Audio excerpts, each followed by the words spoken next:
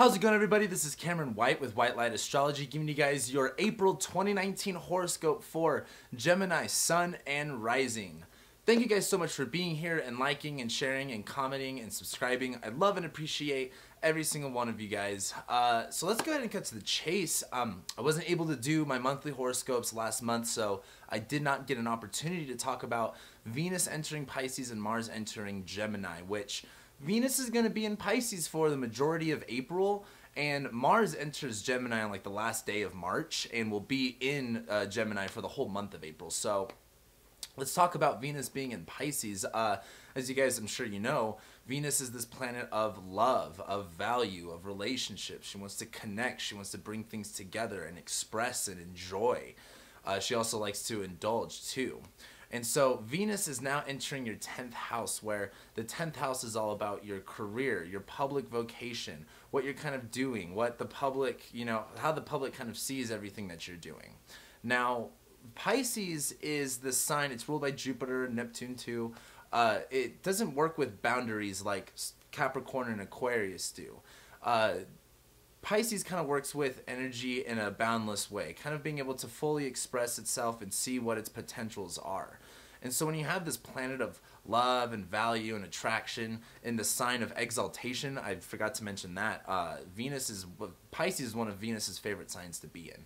So this is going to be happening in your 10th house of your career, public vocation. So, this is going to be a lot of positive benefits to your job, to your workplace. Maybe your boss is going to be doing better or something like that. This is just going to be a positive signification, though, for your career, for your public vocation, and what you're kind of doing. So that's good to look forward to. The next thing is on March 31st, we have Mars entering Gemini. So for a while, you had Mars in Taurus in your 12th house, where it could have caused irritation and problems from, hidden and repressed parts of yourself. Mars is now going to be in Gemini, where Mars is this planet of energy, action, taking things head on. It's also hot and it's dry, so it causes inflammation and dryness, and it heats things up. It can be very frustrating at times. And Mars is also going to be in the sign of Gemini, so if you're a Gemini rising, or a Gemini sun, I'm sure you know a lot about Gemini, but Mars in Gemini is not focusing on one thing, and it wants to multitask. Mars wants to do this and that. Mars in Gemini, I should say. Mars just wants to get the answer as quickly and clearly as possible so it can continue on its mission. And Mars can also kind of spread itself out a little bit during this time too. So while Mars is in your first house, you may be finding yourself in your personality, expanding this way and expanding this way.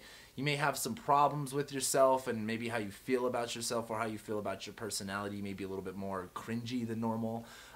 So with Mars going through your first house, just expect some changes and some irritations like that. But to get into April, the first the first big thing that we have going on in April is on April 5th, we have the new moon in Aries. Now, when you have a new moon is basically you have both of the luminaries in the same sign. They're focusing on the attention of that house and the sign that it's in. And the new moon in Aries is always a time to initiate things, start new things. We're at springtime now. Aries is about, again, confronting, addressing, doing, conquering, battling. And as we have this new moon in Aries, this is going to be a good time to literally reset your intentions with your energy.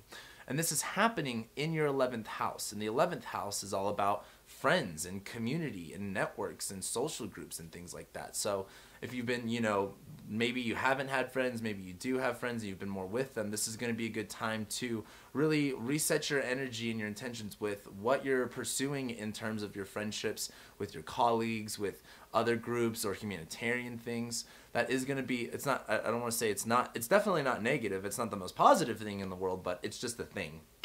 Now, as we move forward, the next big thing that we've got going on in April is on April 10th, we're going to have Jupiter stationing retrograde. So Jupiter has been in your 7th house for quite some time.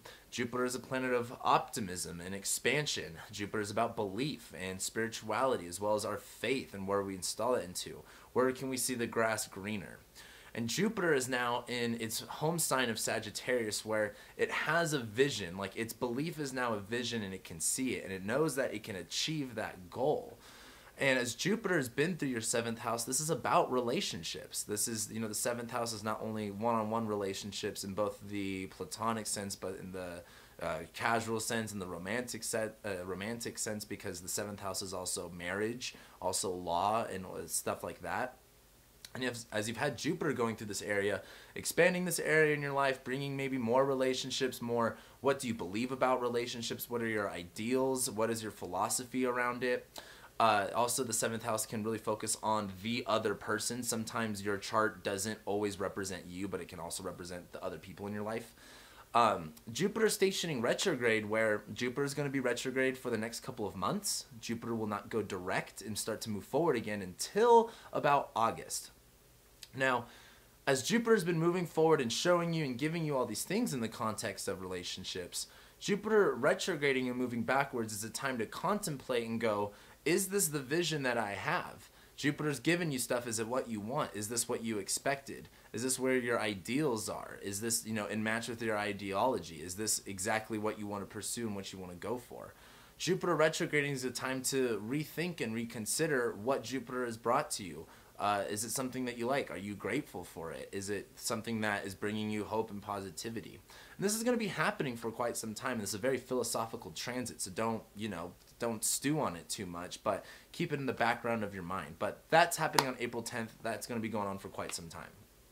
The next big thing that we've got going on is on April 16th, we have Mercury leaving shadow and entering Aries all on the same day. So Mercury's been retrograde in your 10th house of your career and your public vocation for quite some time now. And it was in a sign of detriment. So I'm assuming there was some miscommunications going on in the context of your career, of your job, and what you're doing. And now that that's finally getting all cleared up, Mercury's moving out of there and going into your 11th house.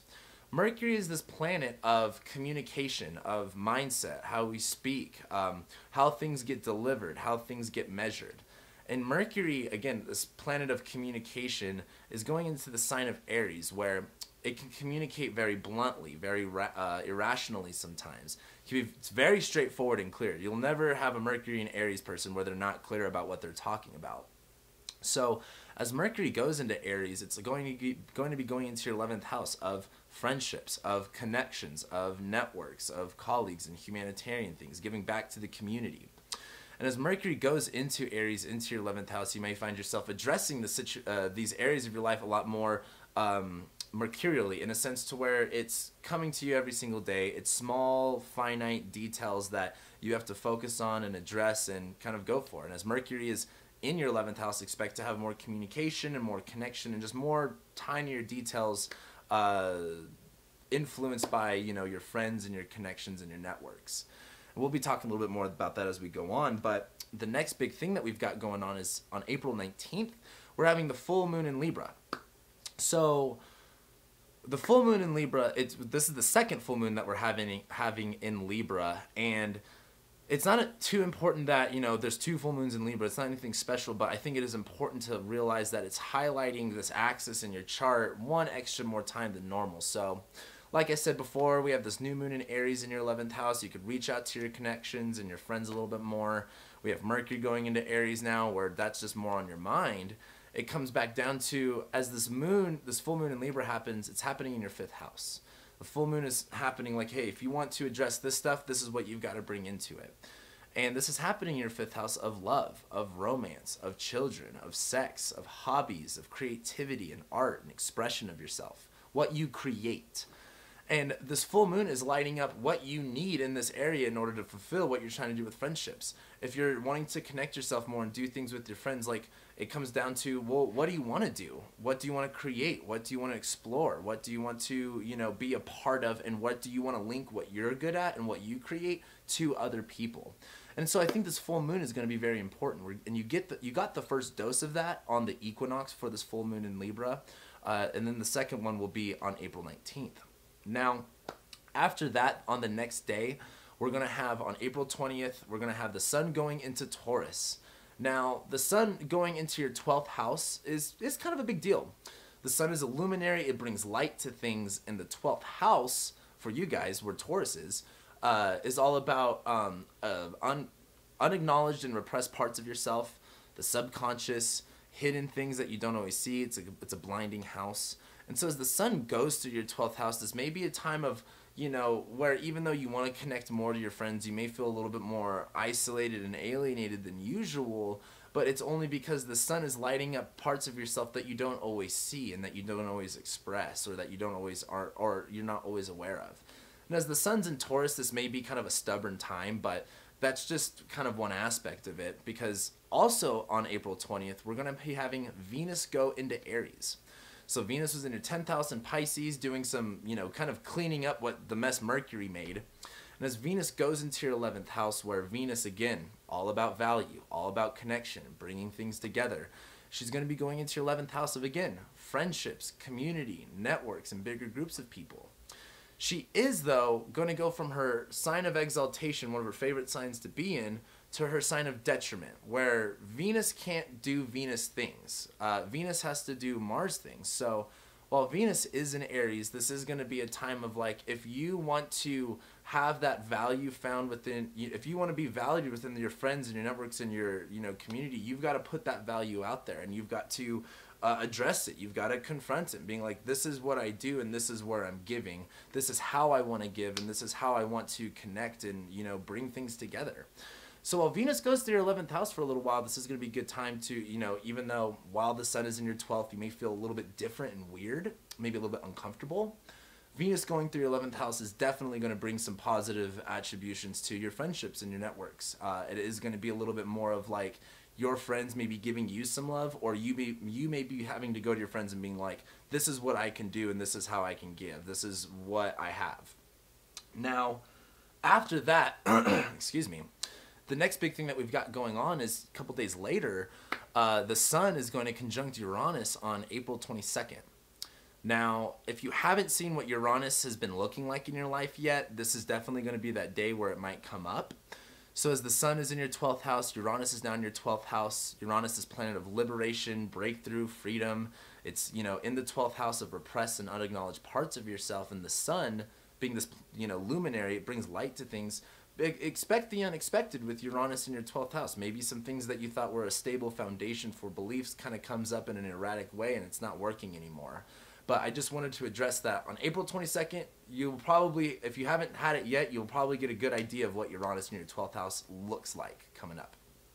But the last couple things that we've got going on this month is on April 26th, we're having Mars squaring Neptune. And I think this is very important because as Mars is in your first house and you could be having more irritations with yourself and, you know, kind of confused on where to apply yourself and where to go and what to do, Mars squaring Neptune, while Neptune is in your 10th house of your career, of, you know, the public eye and the public image, how people view you, this can be a time where you may have certain expectations or an ideology of what you look like to other people and what your life's supposed to look like, what your career's supposed to look like. And Mars in Gemini, you may be wanting to do this with yourself or do that with yourself. And as it squares Neptune, I think it's going to come down to you finding out, like, hey, this one thing that you are kind of going down, maybe that isn't you. Maybe it's this other thing that you've been kind of adventuring into. And the reason I say that is because Neptune can bring so much confusion to certain things, and as Mars is right here causing these problems and Mars is wanting to address stuff, it's just going to be a time where you want to take a step back and look at what's more authentic for you and what's more in alignment for you versus what is, you know, what was just a, you know, too high of expectations, too, you know, simple of ideology, something that wasn't super realistic. And then the last two things that we've got going on, also on April 26th, we have Pluto stationing retrograde.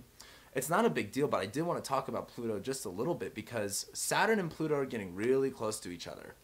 And the South Node is on top of Pluto for this whole month of April. Pluto being this planet of fears and big changes and destruction. It's been in Capricorn where this is about our foundation. It's about not our foundation, our structure, like our structural integrity and how we've built things up. And as Pluto retrogrades, this is going to be definitely a time of like that stuff is starting to, you know, like the walls are starting to fall in a sense. But the South Node going over Pluto for this whole month is kind of like, you know, if the house is crumbling, get out of it. If it's not serving you anymore, get out of it. And this is happening in your 8th house of death, of, you know, taxes, of other people's money, your partner's money. This has to deal with, you know, change. This has to do with inheritances. And so as the South Node goes over Pluto in this really scary house of the 8th house, I think this is the time to, there's no point in being scared of the collapse if it's all going to fall anyway. If it's coming, there's nothing to be scared about. Your biggest thing is get out of there while you can. Now, why I'm bringing this up, though, is because on the last day of April, on April 30th, we are having the South Node also go over Saturn. And Saturn in your 8th house can be pretty rough. Saturn is a planet of walls and limitations and barriers, and it says no, and it's cold, and it's mean. And as it's in your 8th house, it could have, you know, if you're in a relationship right now, your partner's money can be a little bit down, and, you know, they could be struggling with that. If you have taxes, you know, you may, if you're in some debt, it may be scary right now. But the South Node going over Saturn is being like, rather than having these walls and these barriers bring us down, let's use this as support or a foundation, because at the end of the day, Saturn is wanting you to address yourself in an authentic and a mature and a disciplined way, and that's the attributes that it's wanting to teach you. And Saturn is, you know, at the end of the day, wanting you to grow, wanting you to build something up. And the analogy I've been using is kind of like, you know, rather than finding yourself being backed into a wall, jump over the wall, because now you have a wall of separation between you and your problem. And that's not, you know, you guys are Gemini risings, I should be clear. Don't avoid the situation. As a Sag rising, I'm good at that stuff too, but it's really about going, how can I use what this barrier is right now as something that is going to be supportive for me moving forward? And I think that's going to be your guys' biggest challenge this month. But with that being said, that's what I got for you guys. Thank you guys so much for watching and liking and sharing and subscribing. I love and appreciate every single one of you guys, and I'll be seeing you next month.